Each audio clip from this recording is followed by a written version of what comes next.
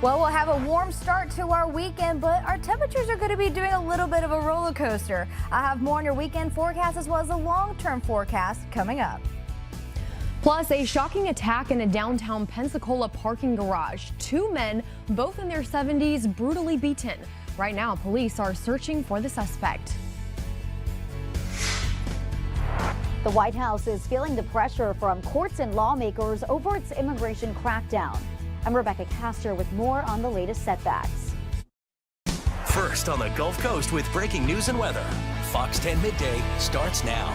Well, good morning to you and happy Friday. Thank you for choosing Fox 10 Midday. We're so happy you're here. So glad it's finally the weekend. I'm Ashlyn Mitchell. And I'm meteorologist Hannah Fink. Hannah, you mentioned we're going to have a roller coaster of weather this weekend. A little warmer to start, but gets really cold Sunday, right?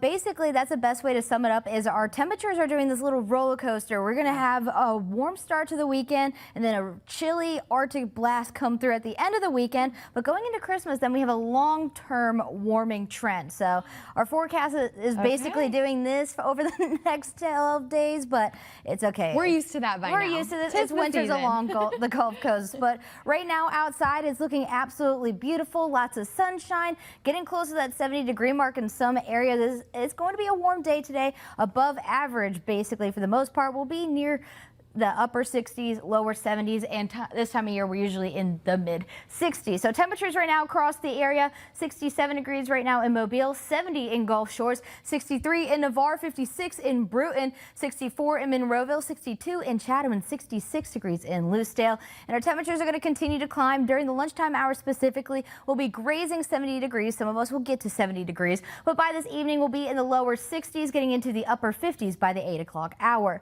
Dew points are staying extremely dry, and they're actually going to get drier as that front moves to the area. You can see our threshold is about 55 degrees in that dry category. Some of us are a little bit into that pleasant category, but it feels great out there. Lots of sunshine. Here's a look at those dew points that I mentioned. Keep in mind 55 is the threshold. By the time we get to Saturday, we'll introduce a little bit of moisture to our area, but not much. We'll just be in that pleasant category. It's really just going to increase our cloud coverage. But look at all this dry air coming from the north, thanks to that Arctic air getting pulled in by a cold front. We're going to be in the teens, even single digits in some areas. So we're about 40 degrees way into that dry category. So that's one thing to keep in mind. And for today's forecast, mostly sunny. We'll have a warm afternoon, but calm winds around 70 degrees is the high. 0% chance for rain, but we could see a sprinkle near Highway 84 into the overnight hours. Here's what we're tracking for this weekend: 73 degrees by Saturday with a very low chance of rain. That's that sprinkle I mentioned ahead of this front. Then 55, look at that drop by Sunday. So we're gonna have a warm and mostly sunny day for Saturday, but Sunday definitely going to want to make sure you dig out that jacket. I'll have more on your long-term forecast and what to expect, because we could see some cold weather advisories being issued coming up. Hannah, thank you. First in our headlines today, the Salvadoran national who became the face of the Trump administration's mass deportations agenda, Kilmar Abrego Garcia, is out of ICE custody after a judge ruled he was being unlawfully held. It's the latest setback for the White House as officials continue to defend their aggressive immigration policies. Here's Fox's Rebecca Castor with more. The case of Kilmar Abrego Garcia, a man from El Salvador who came to the U.S. illegally, has gripped the country as he fights the Trump administration's relentless efforts to deport him. Estoy aquí como un hombre libre. I stand before you as a free man, and I want you to remember me this way, with my head held up high. A judge ordered Abrego Garcia's release from ICE custody Thursday, ruling he can't be held indefinitely without final orders for removal. Earlier this year, his case made international headlines after he was wrongly deported to a mega prison in El Salvador. And for months now, Trump officials have unsuccessfully tried to deport him to numerous other countries. Abrego Garcia is present in our country illegally. He is a proven human trafficker. He is a proven gang member. The White House plans to appeal this latest ruling, but the setback comes as Democratic lawmakers continue to slam its immigration policies. On Capitol Hill Thursday, Homeland Security Secretary Kristi Noem was questioned about several other people lawmakers say were also wrongly deported or detained. Sejun Park He is a United States Army combat veteran. Narcisco Barranco is a landscaper in California. Every person that's in this country illegally has an opportunity to voluntarily go home and come back the right way. He raised 3 United States Marines. Since President Trump's return to office, more than 2.5 million illegal immigrants have left the U.S., including more than 605,000 deportations. In Washington, Rebecca Castor, Fox News. Just a day after U.S. forces seized a Venezuelan oil tanker off the Venezuelan coastline, the White House is warning that more such military actions could happen in the future. This video of the oil tanker seizure operation was posted to social media by Attorney General Pam Bondi. Now, the video shows U.S. forces jumping out of Coast Guard helicopters and then searching the oil tanker on foot. White House Press Secretary Caroline Leavitt says the Justice Department got a warrant to seize the vessel, which they say is known for carrying black market sanctioned oil, which the administration claims is linked to supporting foreign terrorist organizations. In a statement, Venezuela denounced what it called a blatant theft and an act of international piracy.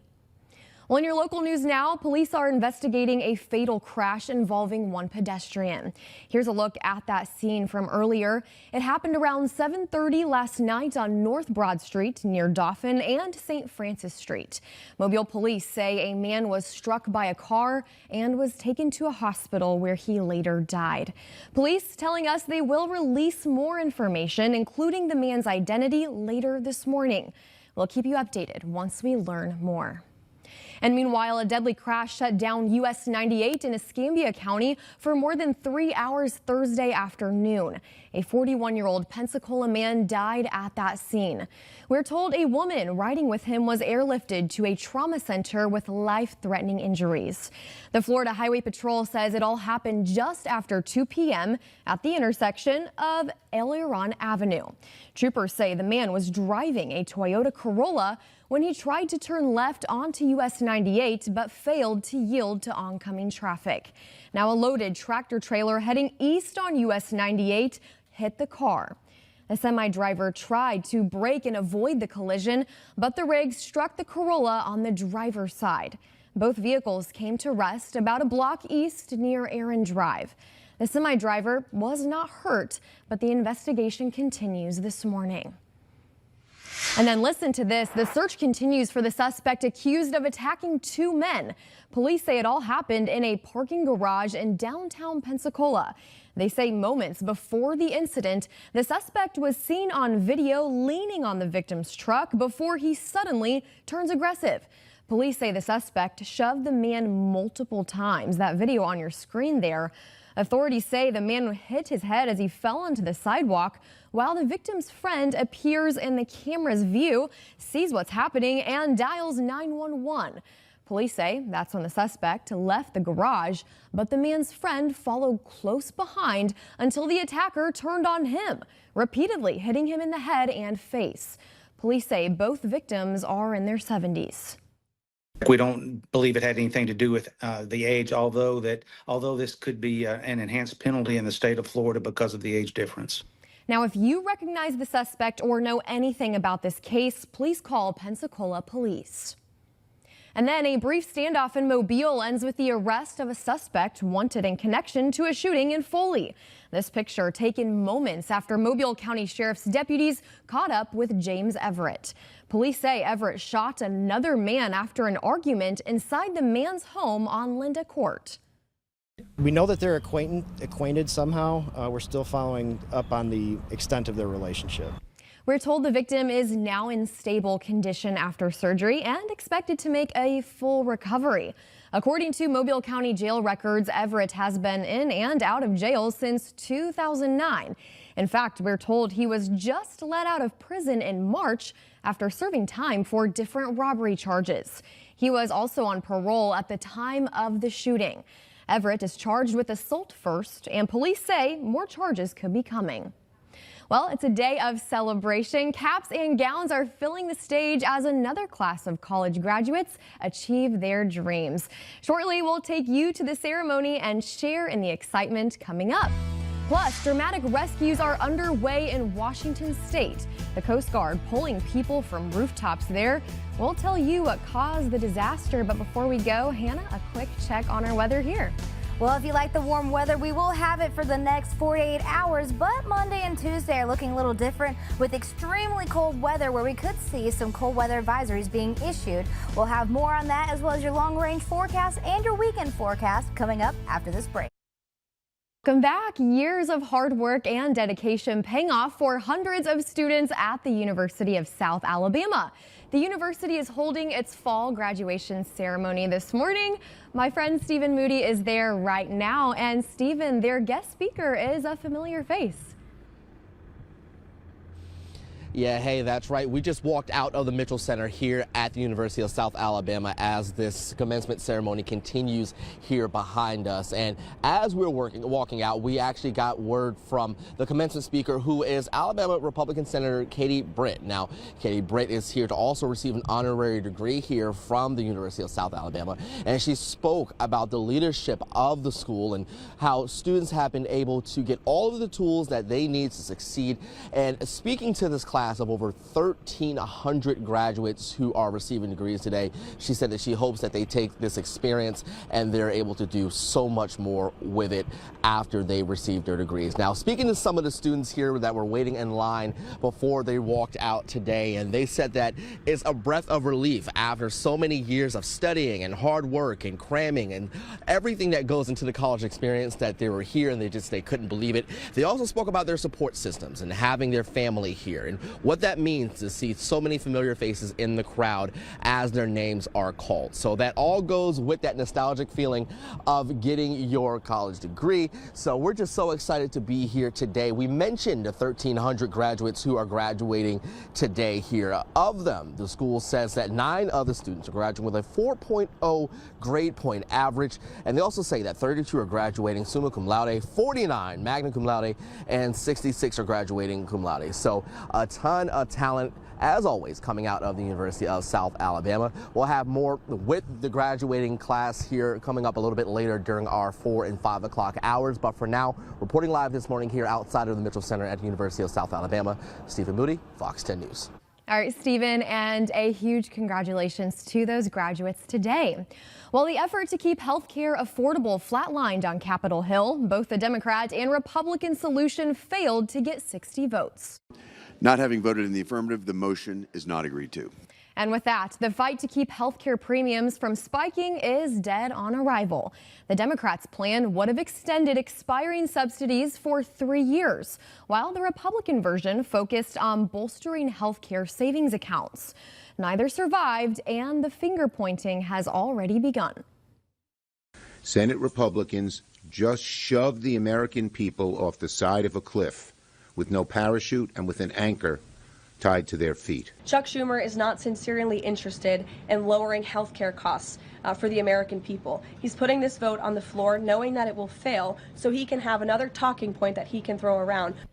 And this is an especially tough defeat for Democrats, who held the line for 43 days during the shutdown with the goal of extending the credits. Now, with no solution in sight, those subsidies are set to expire on December 31st. Well, the United States Coast Guard is rescuing people stranded on rooftops in Washington state. You can see rising water surrounding homes and neighborhoods in Sumas, Washington. Western Washington has even been hit with days of torrential rain as a powerful atmospheric river slammed the area, causing numerous rivers in the state to reach major flood stage. Washington state is now under a state of emergency, and thousands have been ordered to evacuate.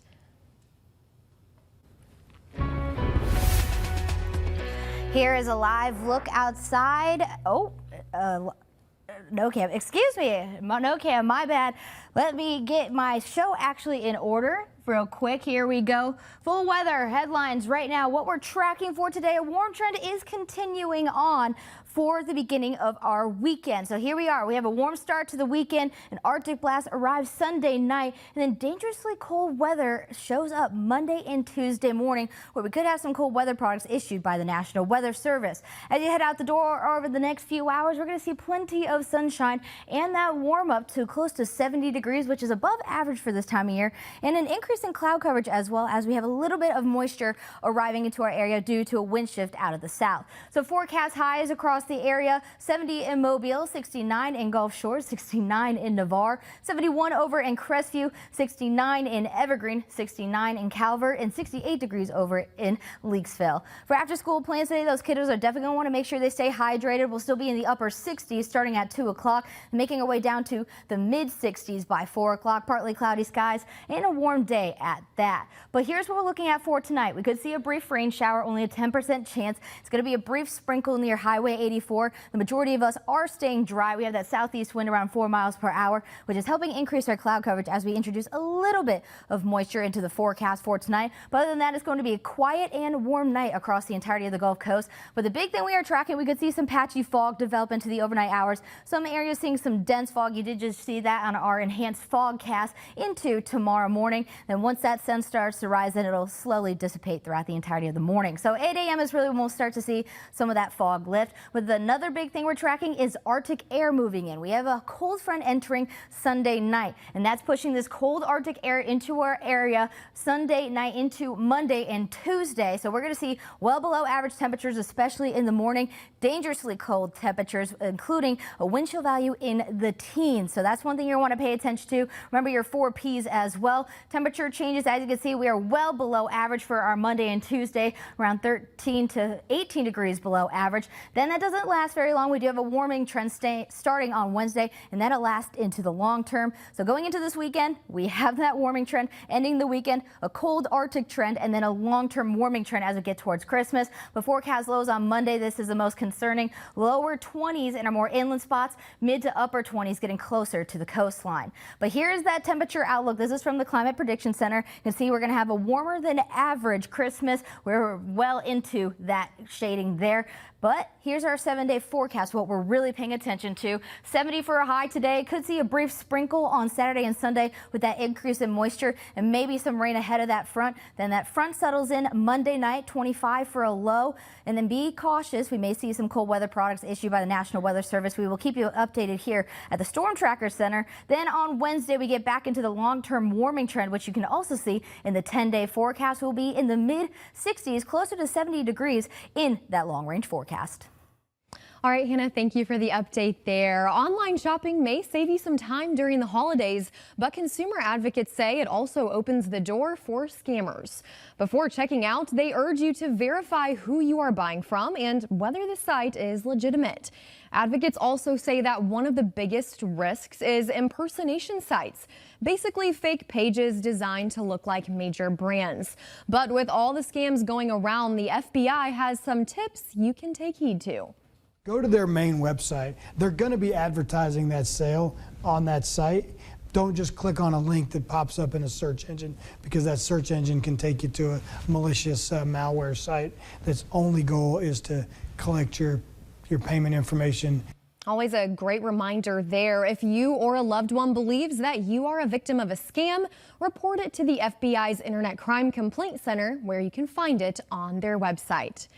And unfortunately, with all those holiday shopping pickups and deliveries come porch pirates. But a new Alabama law is aiming to crack down on that. In today's In-Depth, Sarah Wall is taking a look at the charges and punishments that come with the new law and what officials say you can do to avoid becoming a victim. That's all on today's In-Depth with Sarah Wall, and you can find it on the Fox 10 Gulfstream TV app or on our website. That's fox10tv.com. It's 11:21 now. Thanks for staying with us. Coming up, a dazzling display is headed our way this weekend, and it could be the best meteor shower of the year. We'll tell you when and where to look for the bright and frequent fireballs of the Geminids when we come back on Fox 10 Midday. Welcome back into Fox 10 Midday. Get ready to celebrate the holidays in Pritchard. The city is hosting its Whistler Wonderland Christmas Extravaganza as a multi-day holiday celebration. The old historic Whistler Bike Trail will transform into a magical winter experience. The extravaganza runs over 2 weekends, tonight through Sunday and again next weekend, December 19th through the 21st. Hours are 6 p.m. to 10 p.m. nightly, and we will be there live tonight. We're told you can expect dazzling Christmas displays, live performances, and, of course, themed attractions. There will also be vendors and holiday photo ops for all ages. Mayor Carletta Davis says the goal is to revive tradition and celebrate community. Parking is available at Pritchard Stadium, also at 222 West Harold Clark Drive. We'll see you there. Well, most people don't get to see the northern lights for the holidays, but a display that could be just as dazzling hits this weekend.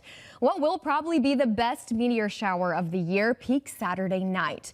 The Geminids are well known for their bright and frequent fireballs. In fact, you could see up to 120 of them each hour. The best time to view the show is between midnight and dawn, and the best way to view the meteors is to find somewhere away from city lights and give your eyes about 30 minutes to adjust. Well, the U.S. Mint has unveiled the designs for a special series of coins celebrating America's 250th birthday. For just 1 year only, new designs will appear on the dime, quarter, and half dollar. Each circulating coin will feature the dual dates, 1776 and 2026. The quarter will actually have 5 different designs available, reflecting key moments in American history. Well, new images released from Jeffrey Epstein's estate, photos showing several powerful figures linked to the late sex offender are now public. That story coming up. Plus, the debate over AI is heating up in Washington. Concerns over child safety and the economy are leading to calls for regulation. But the president is cautioning against too much oversight. Before we go, Hannah, how's it feeling out there? It is definitely feeling a little warm out there. As we get through on our day, we will be grazing 70 degrees, even some of us hitting 70 degrees for a high temperature today. We will see an increase in cloud coverage, but don't worry, that sunshine is still going to poke on through. Don't go anywhere. We'll be right back.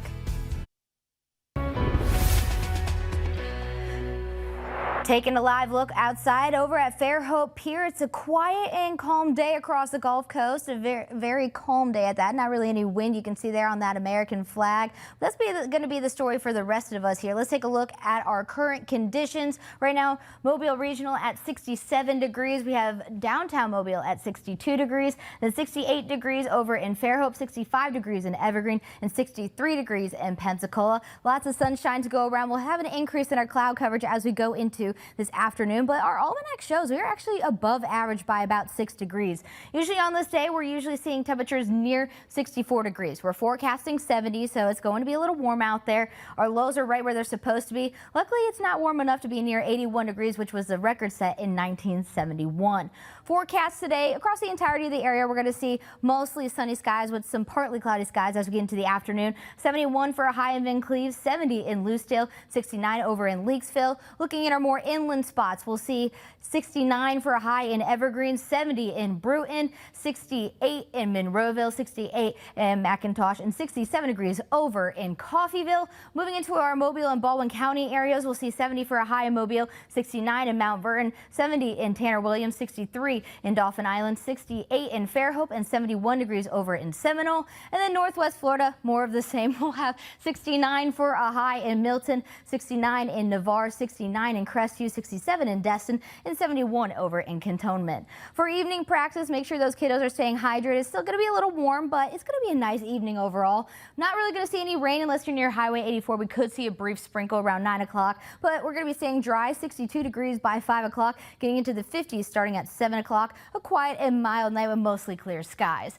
But temperatures do change. We have an Arctic cold front moving through our area starting on Sunday night. So look what it does to our temperatures. 25 degrees for a low Monday morning and 29 degrees for a low on Tuesday. Then right after that, we have that warming trend that's going to be a lot more long-lived. So we have about 2 days going into the weekend with that warming trend. Then that Arctic blast arrives on Sunday, lasting till Tuesday, and then a long-term warming trend going towards Christmas. So these are our forecast lows expected for Monday. Lower 20s near Highway 84, near Mobile and Baldwin Baldwin County will be in the mid-20s and then grazing 30 degrees near the coastline. But our wind chill value is what we're mostly concerned with.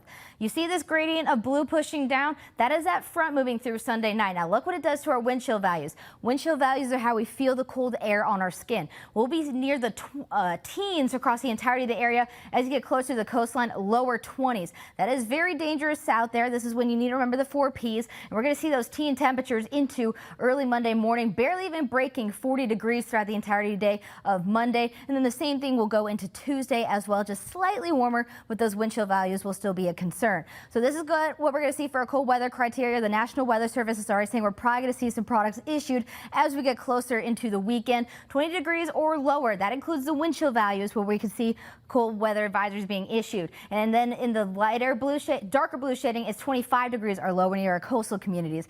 And we saw a lot of the models are in agreement of it, so we're probably going to see this issued. So this is when you need to remember the 4 Ps, which are people, pets, plants, and pipes. Make sure you bundle up and take care of those who are a little bit not as able to be getting reliable heat out there. Your pets can also feel this, so bring them inside, and then your plants, protect or cover them, and make sure you drip those faucets as well into our Monday and Tuesday night. So 7-day forecast, warm start to the weekend, cold end to the weekend. Arctic blast lasts through Tuesday. Then we have that warming trend starting on Wednesday. And the Climate Prediction Center is showing that we're going to have a warmer than average Christmas. So that warmth is here to stay after Wednesday.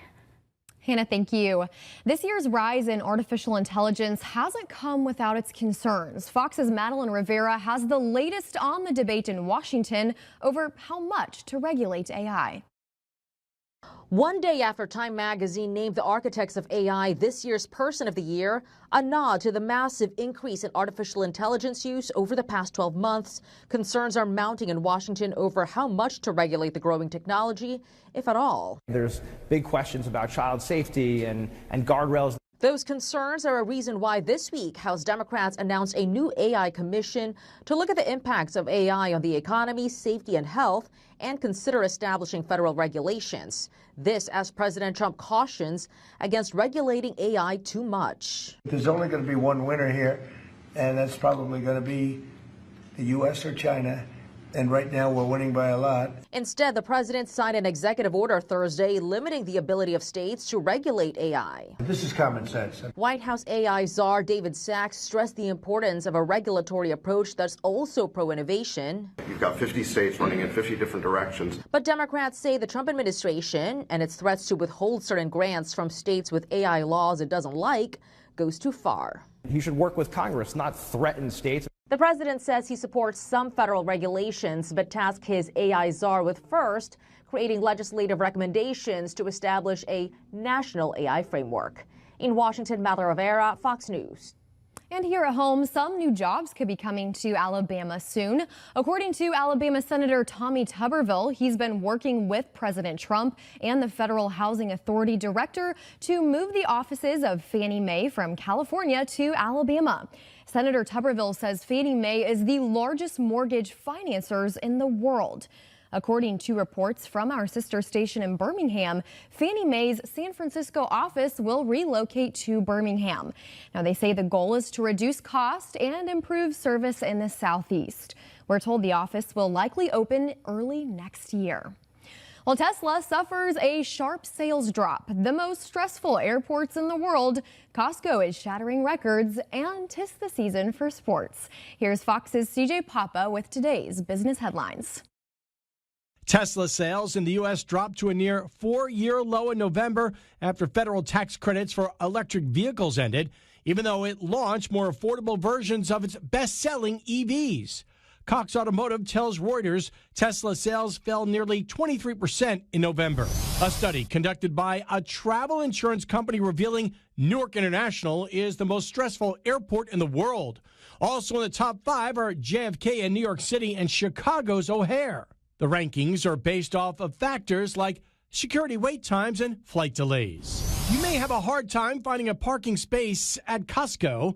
The big box retailer reported upbeat earnings, and it is seeing strong demand for both affordable essentials and splurge items.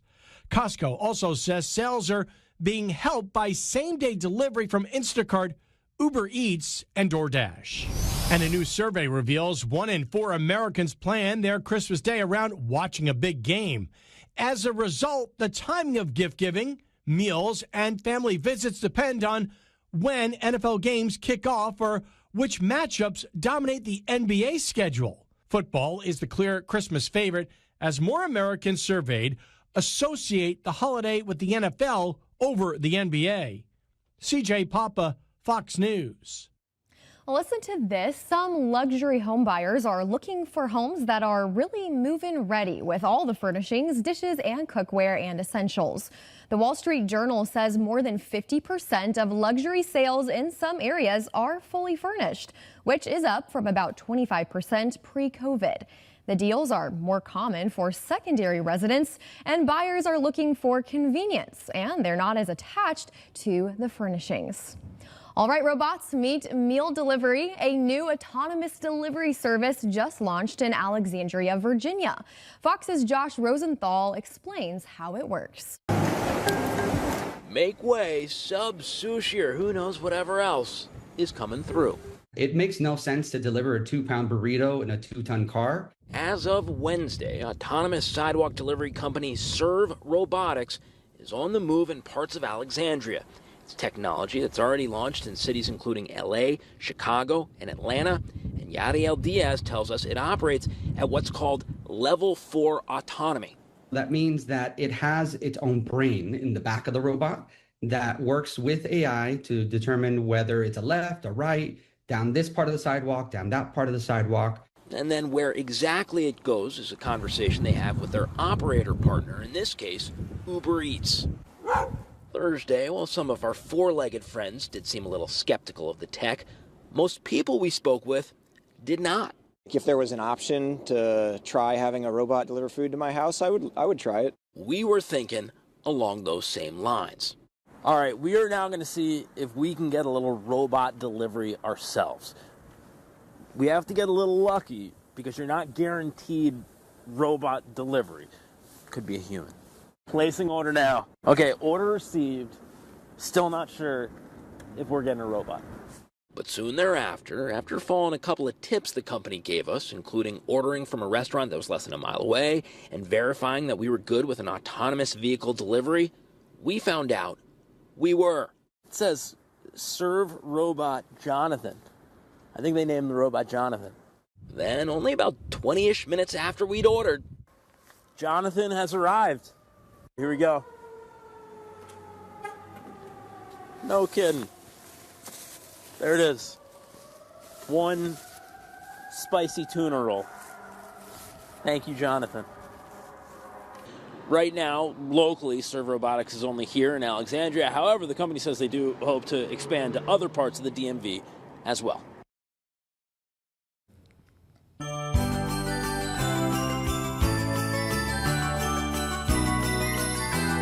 Here's your daily reminder that our 10 Caring Gifts toy drive is still in full swing, and we are continuing to ask you to help us make this a very Merry Christmas for hundreds of children in our community.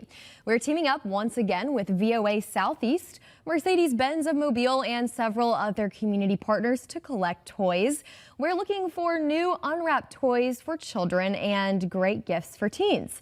You can drop them all off at Mercedes-Benz of Mobile, Hanson Supertex, All-In Credit Union, Sweat Tire and Automotive, and Eastern Shore Toyota. Also, of course, right here at the Fox 10 studios on Satchel Paige Drive or VOA headquarters on Hillcrest. You can also scan that QR code at the bottom of your screen to donate right now. And today we are going to be collecting toys at the Walmart on Fort Morgan Road from 2 until 6 p.m. Chief Meteorologist Jason Smith, Meteorologist Hannah Fink, and evening anchor Lenny Slagon will be there accepting your donations. So please stop by, say hello, and help us make a difference this holiday season. We'll see you in a few hours. Well, the Powerball lottery continues to soar. We'll explain after this and talk about a close call. A skydiver left dangling from the tail of a plane after his parachute got caught. Stay tuned to find out how he got down when Fox 10 Midday returns. Okay, this story is crazy, Hannah. I know it's going to take your breath away like it did for me. A skydiver was left dangling from the tail of a plane when his reserve parachute got caught. It happened back in September, and accident investigators just released the images today. Take a look at this. Yes, you can see one of the other skydivers is trying to tell the others that he's stuck, but they don't notice and end up jumping and taking the one trying to tell them with them. The skydiver that was stuck had to use a knife to cut himself free. Luckily, he was able to land safely with just minor leg injuries. The other parachutists were not hurt, thankfully, and a pilot was able to land the plane safely, even with the parachute still stuck on its tail. Hannah, I can't imagine. I don't even have the words. You can't pay me to do this. Our producer, Linda, she's like, I've done it before. You guys need to do it. And I'm like, ah. Yes, Linda is the only brave one here today. I don't know if I would ever do that. There are some people that love this adrenaline rush, but this is too much adrenaline. This is too much for me, and if I were to ever do it, first, you would have to pay me. Second of all, I'd have to do it where I'm attached to somebody, because I don't want that responsibilities of if I'm gonna like be able to pull my chute or not, because I wouldn't say I'm good under pressure, but I mean, just look at that. That's a lot, especially if you get stuck. Yes, it almost looks like an AI video, but it's not. That's real, and I truly can't imagine. So thankful that everyone ended up being okay. Crazy moments there. You'll probably see that all over social media too. I saw it on TikTok yesterday before seeing it today, and I'm like, I can't imagine. Yeah. You said you might do it for a certain amount of money. What about the lottery? Maybe? Maybe, but there's no way I'm winning. Well, those lottery jackpots just keep getting bigger. Tomorrow's Powerball jackpot is worth an estimated $1 billion. Yeah, it'll be the 14th ever top U.S. lottery prize of at least $1 billion. The first jackpot over $1 billion was back in 2016. It used to be jackpots never hit that amount, but in the last 5 years, it's happened 12 times now. Yeah, and one reason is ticket prices have crept up over the last 13 years. And another reason is that lotteries have made the odds of winning a jackpot a lot steeper. Also, a lot more states participate in the lottery than in years past. Obviously, can't do that here in Alabama. Are you going to buy a lottery ticket in Florida? I mean, probably not. I don't have the money to even buy a lottery ticket. And my chances are already low to even win. We talk about this all the time. Our chances are so low. It doesn't matter what giveaway or drawing I enter, never win anything. Yeah, I mean, I'll do it if it's something that takes 5 minutes and it's free. But other than that, I mean, I know I'm not going to win. Yeah, me neither. Nick and I always joke, if you don't see us come back to work the following Monday, we won the lottery. Exactly. Only reason, because we love our jobs. Well, there's a new snack coming for people who are trying to cut down on sugar. Oreo Zero Sugar Cookies are scheduled to debut in January. Each sugar-free cookie has about 45 calories. Yeah, that's nearly 10 fewer calories than a traditional Oreo. And the sugar-free option will also be available in a double stuff version as well. Okay. Sounds pretty good. What do you think? I mean, I love Oreos. I'm not going to lie. Yeah. I'll try them just to try them. But I mean, I feel like for me, Oreos are a good sweet treat because they already aren't that high in calorie compared to a lot of other cookies on the market. Right. They are high in calorie, but they're not as terrible, and the serving size is like 2 or 3, so I do like them. Yeah, I know there are some people conflicted on the zero sugar foods and drinks because I think sometimes the substitutes are just as bad for you, and so I'm kind of on the more I'd rather have just real raw sugar if I'm going to commit. I would do the exact same thing and obviously read the ingredients list to see if it's worth it or not. Yeah, true. I love it. Well, it's 11:50. Thanks for staying with us on Fox 10 Midday. Hannah, we're taking a live look outside where? We are looking at Dauphin Island, a beautiful sunny day across the Gulf Coast with temperatures near 70 degrees. We are in that warming trend, but that will change later on this weekend. I have one more look at your forecast coming. Welcome back. 'Tis the season of giving, and some holiday shoppers, including those in Modesto, California, are turning their shopping experience into a good deed, all thanks to a few holiday giving machines. Fox's Josie Hart has more. Well, these machines are only here until tomorrow at 9 p.m.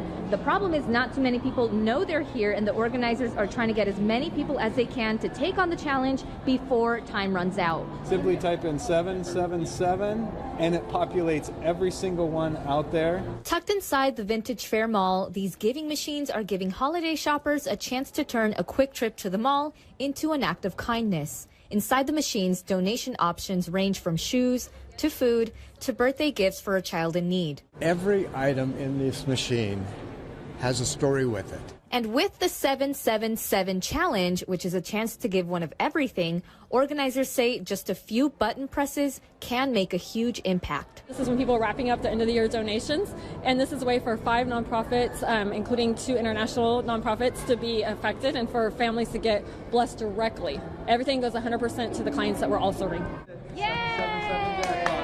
It's a challenge open to anyone, from individuals to businesses looking for a simple way to give back. Today, one Modesto real estate team took the challenge for the first time. With this year being so tight for so many people, it really feels amazing to be able to take some of the success that we've been given and pay that forward to people who aren't in a position to be able to have a great holiday season. So it feels really good to be able to give back this time of year. So far, about 20 people have stepped up to take the 777 challenge, but the goal is to reach 50 before the machines come down on Friday night. I'm not sure who came up with it, but it's kind of been a quiet thing here in our area until we found out that other areas were really capitalizing on it, and that it's a huge way for us to add to and guarantee the success of the nonprofits that are in the machine. With just hours left on the clock, organizers say even one donation can make a lasting difference.